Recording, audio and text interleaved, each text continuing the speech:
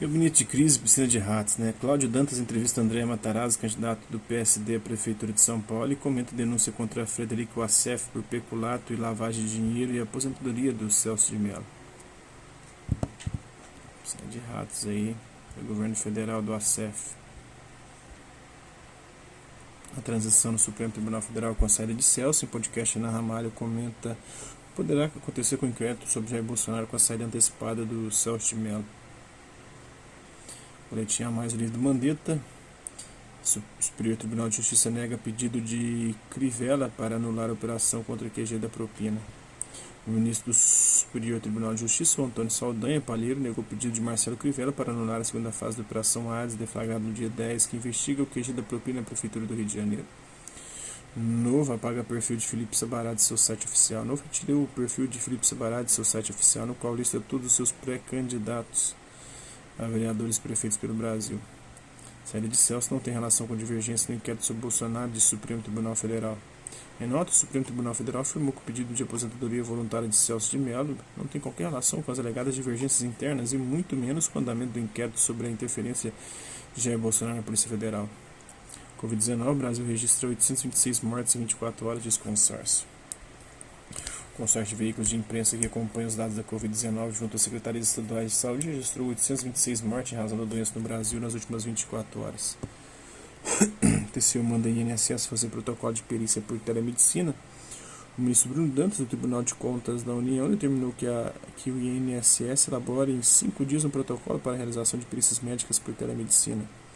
Guedes é o ministro mais forte do governo, disse Ricardo Barros. O líder do governo na Câmara, Ricardo Barros, afirmou nesta sexta 25 que Paulo Guedes é o ministro mais forte. Jair Bolsonaro afirmou que projetos, entre eles o substituto do Bolsa Família, só serão anunciados após a volta do presidente.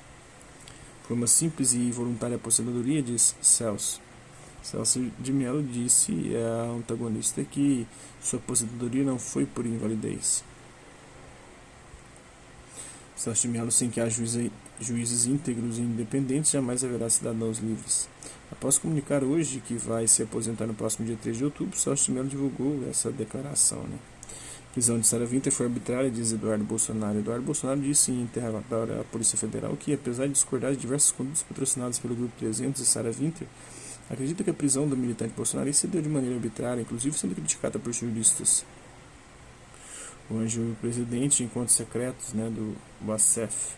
Fachin homologa a delação de 1 bilhão da Hipermarcas. Edson Fachin homologou na sexta-feira 25 os acordos de delação de 3 executivos da antiga Hipermarcas, rebatizada de Hiperafarma. Covid-19, o Brasil registra 729 mortes em 24 horas de saúde. O Brasil registrou 729 mortes, já falei sobre isso, na economia real. A Selic está na mínima histórica, mas o Tesouro Nacional não paga 2% ao ano como taxa básica de juros, muito menos o cliente de agência. Hoje é que dia?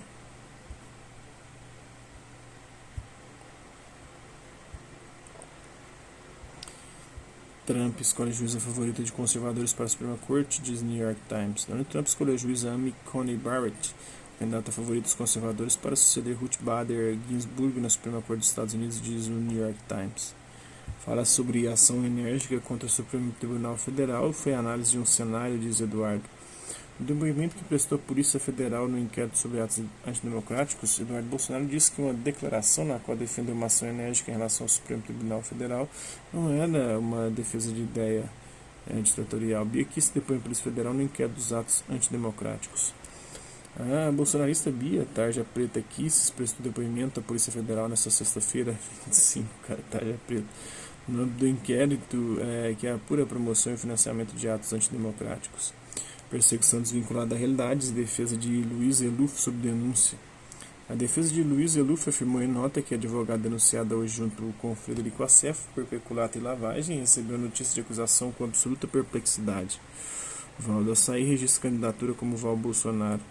Valdirene Santos da Conceição, a Valdo Açaí, registrou sua candidatura a vereadora na Câmara Municipal de Angra dos Reis. Bolsonaro apresenta ótima evolução após cirurgia, diz o boletim. Jair Bolsonaro apresentou ótima evolução clínica após a cirurgia para a retirada de um cálculo da bexiga na sexta-feira, dia 25, conforme o boletim médico divulgado pelo Planalto. Gastamos dezenas de vezes mais com eles do que com os nossos filhos, e eles são para sempre. Quanto custa a democracia, um valor universal? A repórter Helena Mader, da Cruzoé, responde a pergunta em reportagem publicada na edição desta semana da revista. Os números são espantosos, como mostra o trecho abaixo. Segundo a Associação de Contas Abertas, que monitora os gastos de dinheiro público, o funcionamento da Câmara e do Senado custa 30,7 milhões de reais por dia ao contribuinte. A democracia não tem preço, mas o custo do Congresso é muito elevado, afirma Gil Castelo Branco, fundador e secretário-geral da entidade. Para chegar a esse valor, foram somados os orçamentos da Câmara e do Senado para 2021, respectivamente 6,4 bilhões e 4,7 bilhões de reais. Os dados fazem parte do projeto de lei orçamentária anual enviado pelo Ministério da Economia no mês passado. Levando em consideração os gastos com salários e com estrutura exclusivamente à disposição dos deputados, cada uma das 503 excelências da Câmara custa até R$ 189 mil por mês, um total de 1,1 bilhão de reais por ano. Puta que pariu. Em depoimento, Orlando Diniz identifica o operador do filho do presidente do Superior Tribunal de Justiça. Em 20 de julho, o delator Orlando Diniz prestou um depoimento complementar à Lava Jato via videoconferência e deu mais detalhes relacionados ao anexo de sua delação sobre o advogado Eduardo Martins, filho do presidente do Superior Tribunal de Justiça, Humberto Martins. Isalci deixará a vice-liderança do governo, mas nega atrito com o Planalto. O antagonista apurou que Isalci Lucas deixará a função de vice-líder do governo de Jair Bolsonaro no Senado. Pela primeira vez, a AGU, a Advocacia Geral da União, publica regras para o governo entrar com ações no Supremo Tribunal Federal. A Advocacia Geral da União publicou nesta sexta-feira uma portaria com regras para o procedimento anterior ao do ajuizamento de ações do Supremo Tribunal Federal. Rodrigo Maia tem que ter coragem, né? Vice-líder do Podemos na Câmara, o deputado José Neto apresentou um requerimento cobrando de Rodrigo Maia a votação do projeto que acaba com a farra dos supersalários no funcionalismo público. Agora é a faixa preta, Guedes. Ao verem Paulo Guedes sendo retirado de uma coletiva na semana por Ricardo Barros, o expoente do Centrão que virou líder do governo Bolsonaro, alguns deputados se lembraram, né? Rui Goiaba, o Brasil é uma casca de nós, em sua coluna na Cruzoé. Esta semana, Rui Goiaba conta 4 pequenas histórias que, cada uma a seu modo, resumem o Brasil. Só o Branão in a nutshell. Indicado por Bolsonaro, vai herdar processo de Celso de Mello, pelo que diz o regimento interno do Supremo Tribunal Federal. Quem foi indicado por Jair Bolsonaro para a vaga de Celso de Mello vai herdar os processos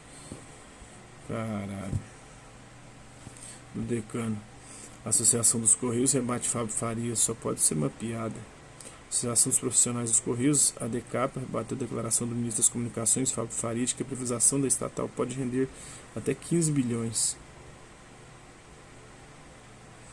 Hipócritas em Brasília, os comediantes Paulo Souza e Augusto Pacheco do canal Hipócritas participaram de um animado converscote na casa de Bia Kicis em Brasília. Estava proibido o uso de máscara. Na imagem publicada no Instagram também estão os ministros.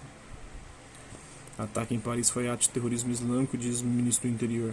O esfaqueamento de 2 pessoas em Paris, perto da antiga redação da revista satírica Charlie Hebdo, foi claramente um ato de terrorismo islâmico, declarou o ministro do Interior da França, Gerard Darmanin. Rearranjo de forças políticas na política do Rio de Janeiro. O deputado estadual Márcio Pacheco, do PSC, assumiu a liderança do governo na Assembleia Legislativa do Rio de Janeiro. Urgente, Celso de Mello antecipa a aposentadoria para 3 de outubro. Conforme publicamos em primeira mão, no último dia 17, o ministro Celso de Mello vai antecipar sua aposentadoria. Witzel quer voltar a cargo pelas mãos de Gilmar. A defesa de Wilson Witzel pediu hoje a Rosa Weber que transfira de Edson Fachin para Gilmar Mendes um pedido para que volte ao cargo de governador do Rio de Janeiro. Viagem de Pompeu ao Brasil não influi em eleição nos Estados Unidos da América, diz analista. A visita do secretário de Estado Mike Pompeo a Roraima rendeu críticas ao chanceler Ernesto Araújo. Foi muito mais comentada nos países da América Latina e do Caribe que nos Estados Unidos da América, diz a cientista política Susan McManus. Uma pergunta para Alcolumbre, né? No podcast, o Diego Amorim comenta a incoerência de Davi Alcolumbre em suas avaliações sobre notas da consultoria do Senado. Só vale quando a encomenda confirma o que você pensa, Alcolumbre. Em março do ano passado, Davi Alcolumbre elogiou uma nota informativa da consultoria do Senado para dizer que a CPI da Lava Toga, engavetada por ele 3 vezes, seria inconstitucional. O Ministério da Justiça dispensa o último policial da CEOP de Moro. Foi publicada hoje no Diário Oficial da União a exoneração de Eduardo Maida Betim do cargo de Coordenador-Geral de Fronteiras da Secretaria de Operações Integradas do CEOP do Ministério da Justiça.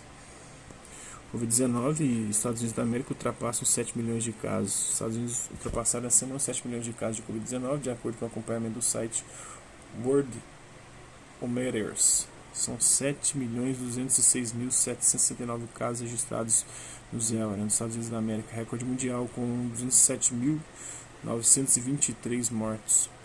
Flávio Bolsonaro declarou a receita doações em espécie de 773 mil para a mãe. Em sua declaração de imposto de renda em 2010, Flávio Bolsonaro informou a Receita a realização de doações em espécie no valor de 773 mil para a mãe dele, Rogéria Nantes Bolsonaro. Orlando Diniz, escritório de advocacia, acionou a OAB em 2016 para blindar contratos com a FEComércio. Segundo Orlando Diniz, a contratação de Frederico Assef via Luiz Eluf em 2016 se deu num contexto em que escritórios de advocacia estavam preocupados com a fiscalização do Tribunal de Contas da União sobre contratos milionários que tinham com a FEComércio do Rio de Janeiro. O Tribunal de Justiça do Rio de Janeiro rejeita pedido de Flor de Lis para tirar tornozeleira. O TJRJ negou hoje um pedido de defesa de Flor de Lis para suspender o seu monitoramento por tornozeleira eletrônica. Covid-19, mortes em São Paulo chega ao índice mais baixo desde maio. O governo de São Paulo anunciou que a média diária de mortes pelo novo coronavírus no estado caiu mais na última semana e atingiu seu índice mais baixo desde maio, de 158 mortes. Então é isso aí. Espero que vocês tenham gostado do vídeo. Hasta la vista, babies. E até a próxima.